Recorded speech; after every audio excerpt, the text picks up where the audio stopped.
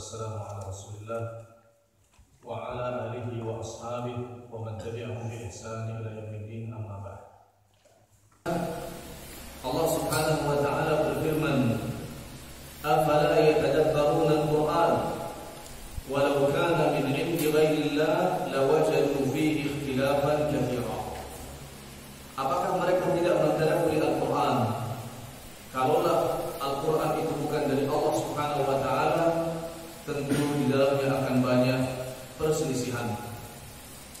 Ayat ini memberikan pemahaman kepada kita semuanya bahwa Allah Azza wa Jalla mencela setiap kali kepada orang yang membaca Al-Quran kemudian tidak mentadabburinya. Membaca Al-Quran tapi hanya atau secara cepat-cepat tidak ada berusaha memahami tafsirnya. Ini dicela oleh Allah Azza wa Jalla karena orang-orang yang demikian yang tidak mentadabburi Al-Quran saat membacanya, ini tidak lain karena hatinya banyak kotorannya. Hatinya dipenuhi dengan kotoran-kotoran dosa yang membuat hatinya tertutup dari cahaya Al-Quran. Maka Allah Subhanahu wa taala mengingatkan, "Afala yatadabbaruna al-Quran?" Apakah mereka tidak mau mentadabburi Al-Quran? Karena di dalam Al-Quran ayat-ayatnya muttafiqah. Ayat-ayatnya satu dengan yang lainnya saling mendukung. Satu sama lainnya saling menguatkan. Allah Azza wa Jalla mengatakan, "Walau kana min 'indi ghairillah lawajadu fihi ikhtilafan katsira." Kalau seandainya Al-Qur'an ini bukan dari Allah Subhanahu wa taala, tentu akan banyak di dalamnya perselisihan. Akan banyak di dalamnya pertentangan. Kalimat di sini lawajadu fihi ikhtilafan katsira, tentu di dalamnya akan banyak pertentangan. Kalau datang dari selain Allah Subhanahu wa taala, sama sekali tidak menunjukkan bahwasanya dalam Al-Qur'an ada pertentangan. Karena kalimat ini dalam bahasa Arab lawajadu fihi ikhtilafan katsira untuk menafikan. Kalau yang sedikit saja tidak ada, apalagi banyak. Dan demikian cara memahami uslub metode yang disampaikan oleh Allah Subhanahu wa taala. Al-Ajud rahimahullah beliau mengatakan, "Ala qaruna rahimakumullah ila maulakumul karim. Kaifa yahathu qalbahu ala an yatadabbaru kalamah." Apakah yang tidak melihat kepada yang disampaikan oleh Allah Subhanahu wa taala, semoga Allah merahmati kalian, bagaimana Allah Azza wa Jalla memotivasi seluruh makhluknya untuk mentadabburi isinya. Kenapa demikian? Wa man tadabbara kalamahu 'arafa Rabb Azza wa Jalla. Karena faidah orang yang mentadabburi Al-Qur'an, dia akan mengenal Allah. Siapa yang mentadabburi Al-Quran, dia akan mengenal Allah Subhanahu wa taala. Mengenal Allah dalam kehidupan seorang muslim adalah prinsip yang harus dilakukan. Usaha untuk mengenal Allah Subhanahu wa taala kewajiban yang akan ditanya oleh malaikat Munkar dan Nakir, "Man rabbuka?" Siapa Rabbmu? Akan terjawab pertanyaan ini dengan kita berusaha membaca Al-Quran, mentadabburi isinya. Karena di dalam Al-Quran Allah Azza wa Jalla mengenalkan diri Allah kepada makhluknya. Di dalam Al-Quran Allah Subhanahu wa taala menyebutkan nama-namanya. Di dalam Al-Quran Allah Subhanahu wa taala menyebutkan sifat-sifatnya. Di dalam Al-Quran Allah Subhanahu wa taala menyebutkan hak-haknya. Maka orang yang mentadabburi Al-Quran, dia akan mengenal Allah. Kalau ada orang membaca Al-Quran tapi tidak paham isinya, tidak mengenal Allah, berarti selama ini tidak mentadabburi Al-Quran. Rugi sekali. Wa man tadabbara kalamahu 'arafa Rabb. Siapa yang mentadabburi Al-Quran saat dia membacanya, dia akan mengenal Allah. Al-Harawi rahimahullah beliau mengatakan, biqadri ma'rifatil 'abdi bi rabbih biqadri mahabbatihi. Semakin seorang kenal Allah, maka semakin besar cintanya kepada Allah Subhanahu wa taala. Dengan demikian orang yang sedikit tadabburnya terhadap Al-Quran akan sedikit ma'rifatnya terhadap Allah. Orang yang sedikit mentadabburi Al-Quran, maka berarti sedikit ma'rifatnya kepada Allah Subhanahu wa taala. Pengetahuannya tentang Allah sangat kecil. Kalau kecil, sedikit sekali dia mengenal tentang Allah Azza wa Jalla, tentang hak-haknya, bagaimana dia akan cinta kepada Allah. Kalau kecil atau lemah kecintaannya seorang kepada Allah, bagaimana dia akan taat kepada Allah? Satu yang mustahil. Sangat mustahil jiwa ini, badan ini tergerak untuk taat kepada Allah kalau kita tidak cinta kepada Allah. Demikian juga selanjutnya, kalau semakin kecil usaha kita untuk cinta Allah karena ma'rifat kita kepada Allah terlalu kecil, maka rugi. Orang yang hidup hanya seperti itu saja, sedikit cintanya kepada Allah, sedikit kenalnya kepada Allah Subhanahu wa ta'ala. Untuk kita bisa cinta kepada Allah, perlu mempertebal ma'rifat kita kepada Allah, usaha mengenal Allah, belajar tentang Allah, belajar sifat-sifat Allah, belajar hak-haknya, dan ini semuanya akan didapat kalau kita mentadabburi Al-Quran. Wa 'arafa 'azima sultanihi wa qudratihi wa 'arafa 'azima tafaddulihi 'alal mu'minin. Dengan seorang mentadabburi firman-Nya, mentadabburi Al-Quran, maka seorang akan tahu kebesaran, kekuasaan Allah, kehebatan, kudratnya Allah Subhanahu wa ta'ala. Karena luar biasa di dalam Al-Quran Allah Azza wa Jalla menggambarkan bagaimana Allah menciptakan langit dan bumi dan mengatur keduanya, menata keduanya dalam waktu 6 hari. Ini kudrah yang luar biasa, kehebatan Allah Subhanahu wa ta'ala yang luar biasa. Bagaimana di atas langit ini ada samudra dan kita tidak pernah ketumpahan atau tidak pernah tenggelam dengan airnya, padahal kita di bawah. Ini kudrah Allah Subhanahu wa ta'ala dan sultan, kekuasaan Allah Azza wa Jalla yang luar biasa. Bagaimana Allah Azza wa Jalla menaklukkan malaikat-malaikat yang begitu besar. Bagaimana Allah Subhanahu wa ta'ala menaklukkan bangsa jin yang banyak dan lebih dulu diciptakan oleh Allah Azza wa Jalla daripada manusia. Ini sultan Allah Subhanahu wa ta'ala. Wa 'arafa tafaddulihi wa 'arafa 'azima tafaddulihi 'ala mu'minin. Dan siapa yang banyak membaca Al-Quran, mentadabburi isinya, dia akan paham betapa Allah Subhanahu wa ta'ala lebih mengutamakan orang-orang yang beriman. Kalau kita banyak membaca ayat-ayat seperti ini, bagaimana Allah Subhanahu wa ta'ala, Allah menolong orang-orang yang beriman, Allah Subhanahu wa ta'ala menyelamatkan orang-orang yang beriman, Allah Subhanahu wa ta'ala menyelamatkan Nabi Musa, Allah Subhanahu wa ta'ala menyelamatkan umat-umatnya, menyelamatkan Nabi Ibrahim alaihissalam dari kekejaman Namrud dan juga kaum-kaumnya. Dan betapa banyak Allah Subhanahu wa ta'ala menceritakan di dalam Al-Quran Allah menyelamatkan Nabi Muhammad SAW. Itu pembelaan Allah terhadap orang-orang yang beriman. Niscaya kita akan yakin dengan seyakin-yakinnya, siapapun orang beriman, maka dia akan ditolong oleh Allah Azza wa Jalla. Siapa yang membela agama Allah, maka dia akan ditolong oleh Allah Subhanahu wa ta'ala. Siapa yang membela Allah Subhanahu wa ta'ala, mengamalkan isi Al-Quran, maka dia akan dipenuhi hajat-hajatnya. In tansurullaha yansurkum. Jika kalian menolong Allah, menolong agama Allah, maka Allah akan menolong kalian, mencukupi hajat kalian, memberikan ketenangan di saat orang-orang gelisah. Wa 'arafa ma 'alaihi min fardh ibadatihi fa alzama nafsahu al-wajib fa hadara mimma hadarahu maulahu al-karim wa raghiba fima raghabahu fihi. Orang yang membaca Al-Quran, mentadabburi isinya, dia akan tahu apa kewajiban yang harus dia lakukan, dan dia pun mampu untuk meninggalkan yang Allah Subhanahu wa ta'ala peringatkan.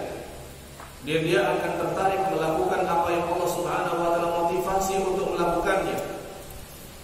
Sedikit membaca Al-Quran, sedikit mentadabburi Al-Quran, maka akan sedikit pula rasa untuk atau keinginan untuk melakukan yang wajib. Sedikit mentadabburi Al-Quran, efeknya berarti akan sedikit pula usaha untuk menjauhi larangan Allah Subhanahu wa ta'ala. Beda dengan orang yang mentadabburi Al-Quran, dia akan mengenal Allah, dia akan mengenal hak-haknya, dia akan semakin mengagungkan Allah, dia akan berusaha untuk mengamalkan yang diperintahkan oleh Allah, dia akan berusaha untuk meninggalkan yang dilarang oleh Allah Subhanahu wa taala. Ini orang yang mentadabburi Al-Qur'an. Wa man kanat hadhihi sifatu 'inda tilawati al-Qur'an wa 'inda istima'ihi min ghairi kana al-Qur'an lahu shifaa.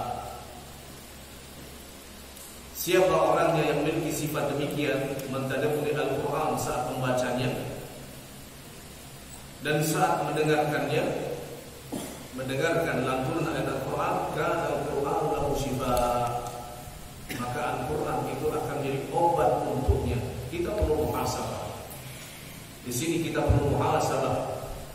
Seberapa banyak kita membaca Al-Qur'an, seberapa banyak kita mentadabburinya, dan betulkah Al-Qur'an itu menjadi syifa, menjadi obat, mengobati penyakit fisiknya, mengobati hatinya. Banyak kisah dari para hufadzul Quran, orang-orang yang menghafal Al-Quran dengan benar, menghafal Al-Quran dengan baik, sambil dia membaca, sambil dia menghafal, dia pun mentadabburi. Allah Subhanahu wa taala sembuhkan, Allah Azza wa Jalla sembuhkan dari banyak penyakit yang selama ini dia rasakan, yang selama ini menghalangi banyak kegiatan-kegiatannya. Begitu dia banyak menghayati Al-Quran, Allah sembuhkan. Allah sembuhkan.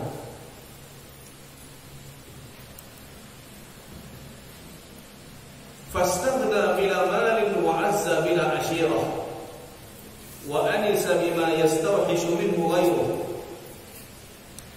Orang yang betul-betul mentadabburi Al-Quran saat dia membacanya, saat dia mendengarkan orang lain membaca lantunannya, Allah akan menjadikan Al-Quran sebagai obat dalam hidupnya, mengobati hati, mengobati rohnya, mengobati fisiknya. Fastaghna bila ma, dia pun akan merasa berkecukupan walaupun tanpa harta. Tidak banyak para hufadzul Quran,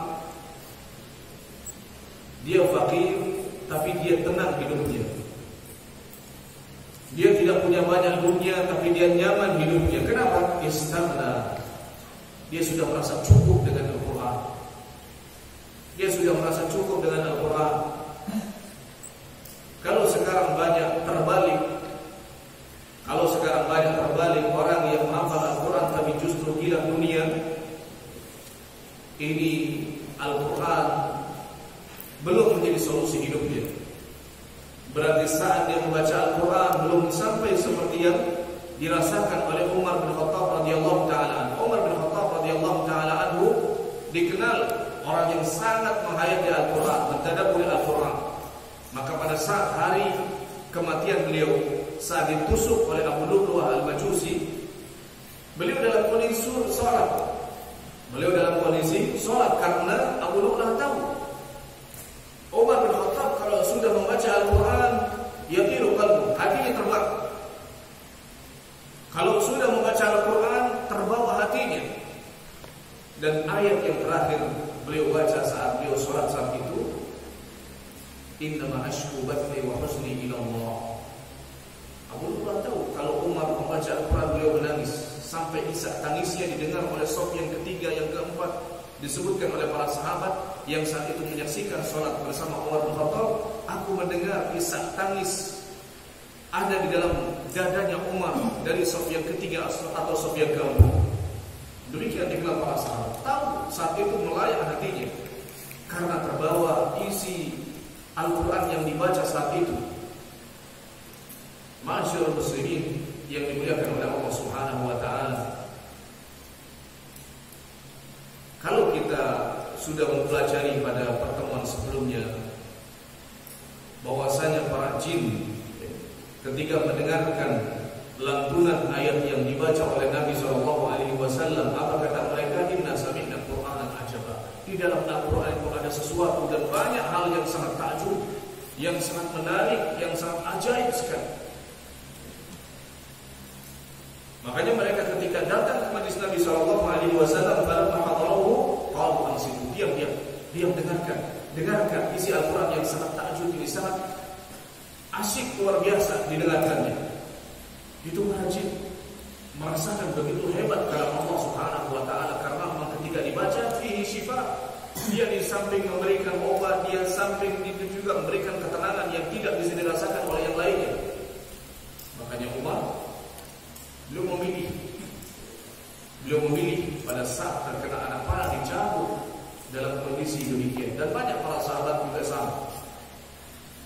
Wa azza bil ashirah, dan orang yang mentadabburi merasakan nikmatnya membaca Al-Qur'an, mentadabburi Al-Qur'an, azza bil ashirah, dia merasa mulia walaupun tidak ada teman-teman, walaupun tidak didukung oleh keluarga,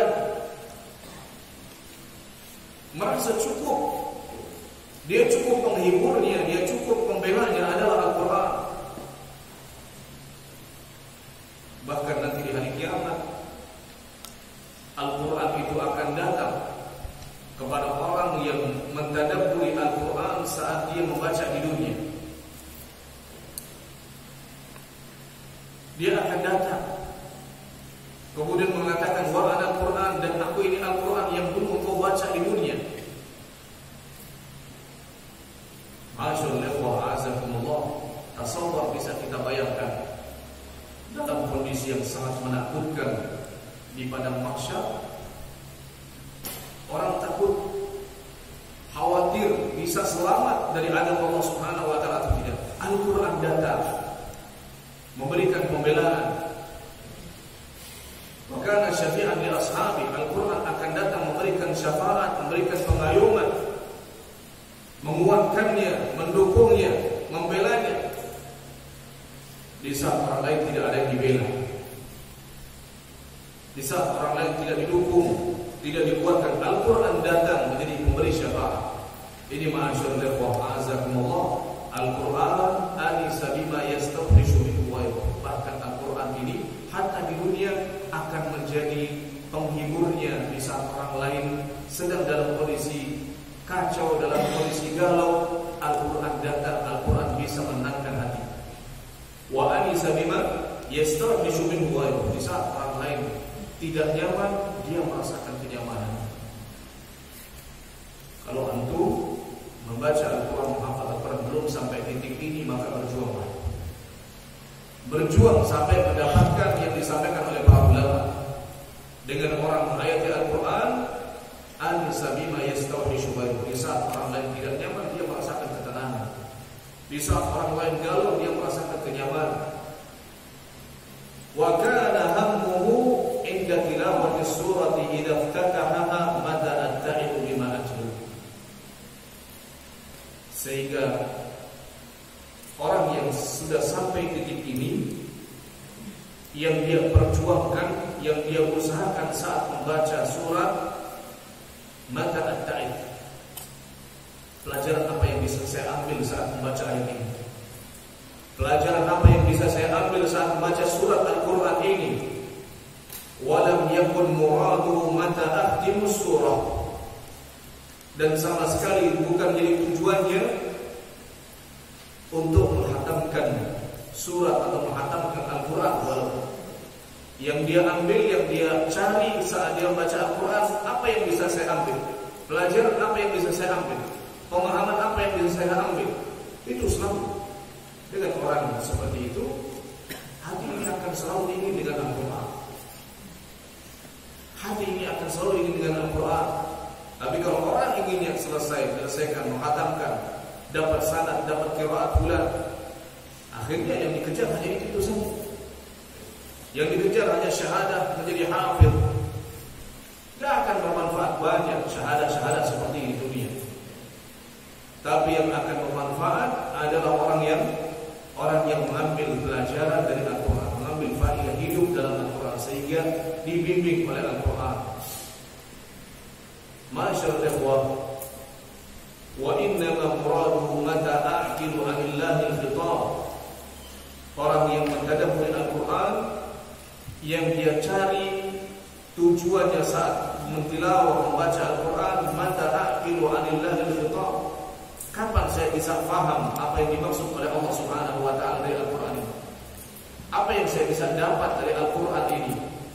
Wa mata azdajir, dan saya kapan bisa meninggalkan maksiat-maksiat kepada Allah? Wa mata a'tabir, dan kapan saya bisa mengambil pelajaran dari Al-Quran ini? Li'anna tilawatahu lil-Quran ibadah. Seorang yang senang dengan Al-Quran, dia paham betul bahwa membaca Al-Quran ini ibadah. Wal ibadatu la takunu bi ghaflatin wallahu al-muwaffiq lidzalik. Dan ibadah itu tidak mungkin dengan kelalaian. membaca sambil lalai, tidak mungkin. Orang yang tahu pentingnya Al-Quran, yang tahu besarnya makna yang terkandung di dalam Al-Quran, setiap kali dia membaca Al-Quran, membaca dengan jid, membaca dengan serius, membaca dengan menikmati isinya, bukan dengan ghaflah, bukan sambil main-main. Saya masih kadang melihat sebagian orang, sebagian santri kalau baca sambil main-main. Ini tidak ada takzimnya terhadap Al-Quran, tidak ada takzim yang seperti terhadap Al-Quran. Lihat bangsa jin begitu mendengar Nabi membaca Al-Quran, mereka dia mengambil isinya, mengambil pelajaran yang ada di dalamnya. Hilang rasa kantuk karena ajib, tertarik sekali dengan isi Al-Quran. Ini masyaallah ikhwah, a'azakumullah. Sehingga jangan sampai kita membaca Al-Quran seperti membaca koran.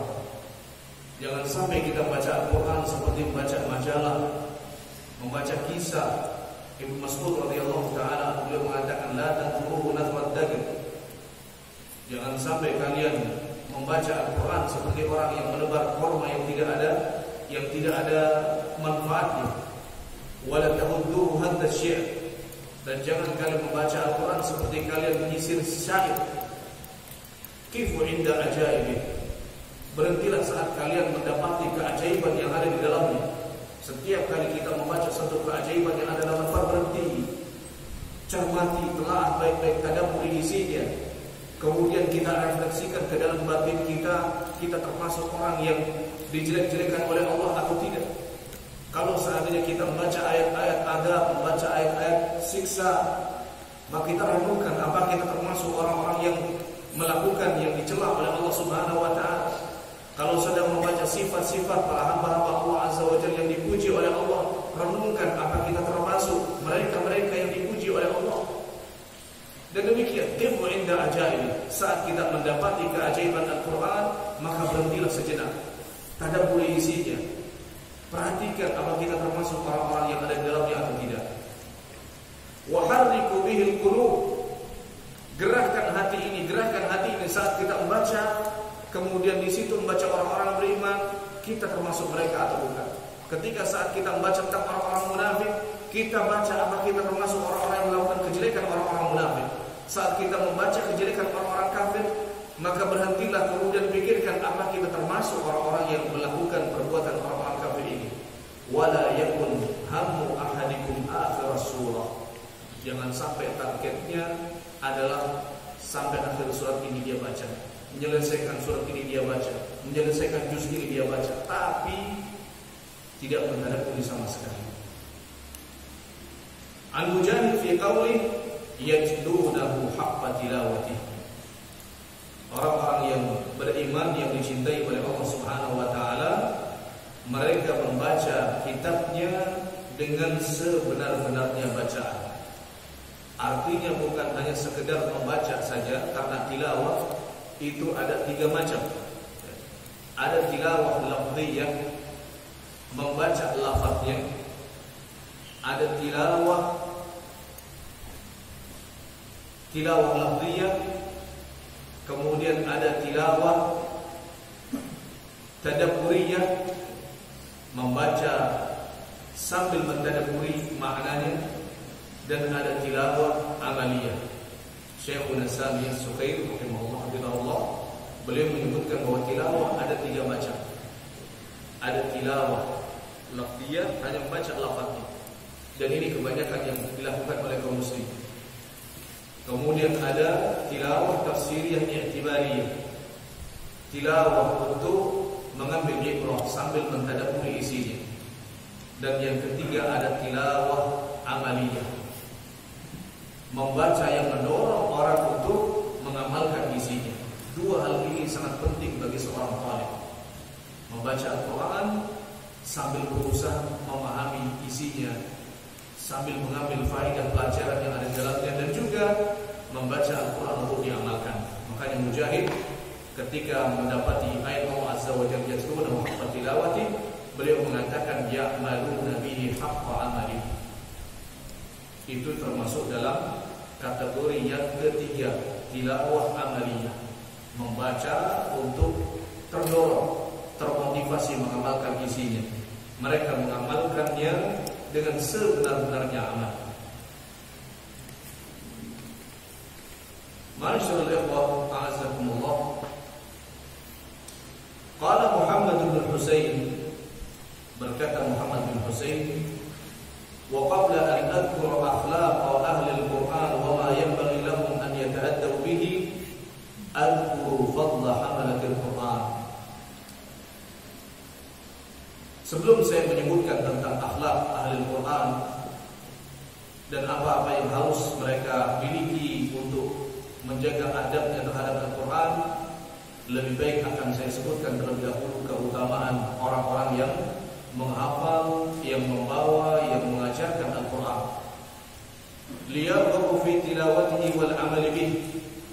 Setidaknya akan motivasi untuk membaca Al-Quran dan mengamalkannya.